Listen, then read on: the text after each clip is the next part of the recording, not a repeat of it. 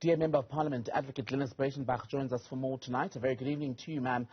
Grateful for your time. Let's start with you as an organisation, as a party going to the High Court preemptively. Why do you think that's an important step to take at this moment? Because we don't even know if Vladimir Putin will indeed attend in person.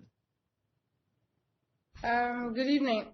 Well, yeah, it's a preemptive step, and of course we learned an expensive lesson in the Omar al-Bashir debacle, where he came to South Africa. There was a warrant.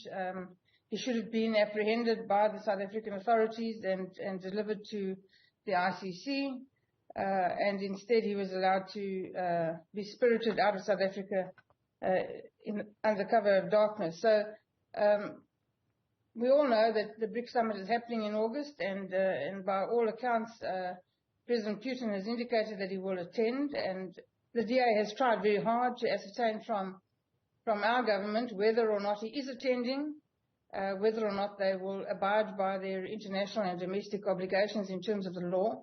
And they've given us the runaround. They don't give us, a definitive answer. And so it is necessary to preemptively approach the court for a declarator to ensure that we don't find ourselves in that position that we were in when al-Bashir was here, and then, it was almost too late to do anything. So a declarator now asking the court to clearly define the legal position, and we ask for 3 orders that will compel the South African authorities to do their job in terms of their international obligations and also their domestic obligations.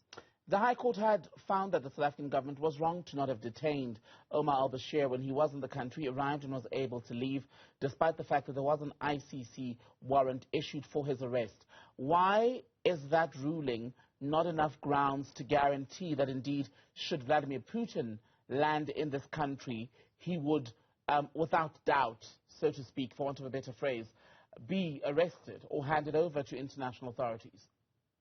Well, unfortunately, this government has not given us any kind of reason to be optimistic that they will abide by their international obligations nor their domestic obligations. They've, despite being given many opportunities and invitations to state their case in this regard, with regards to Putin, and to tell the nation what it is they will and will not do, they've, as I say, they've obfuscated. Clearly, that's a reason to be apprehensive that they will not comply with their obligations, that they have no intention of doing so, or they don't want to do so.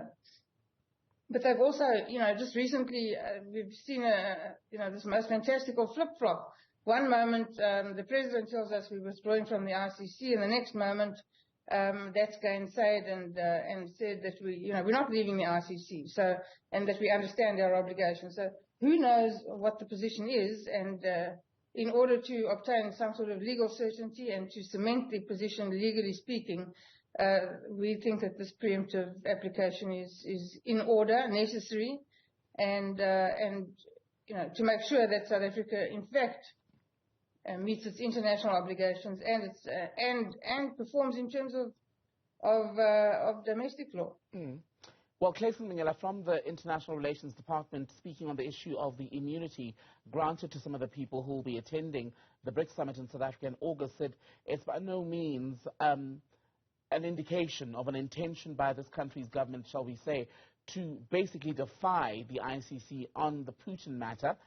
Do you find any reassurance in that? Very little.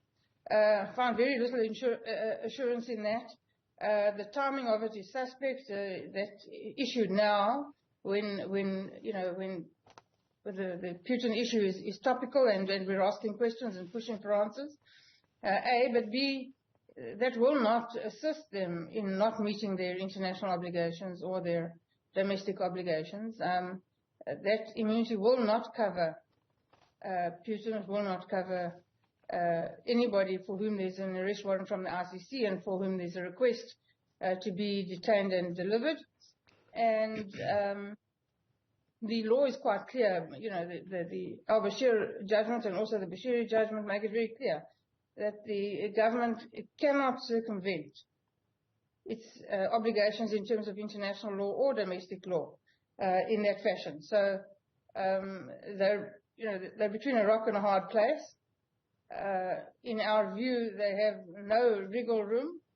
The court order would just cement that position, and wriggle room is what we don't want to give them. The obvious answer here is to withdraw the invitation to Putin. DA Member of Parliament Glynnis Breytenbach, good to speak to you.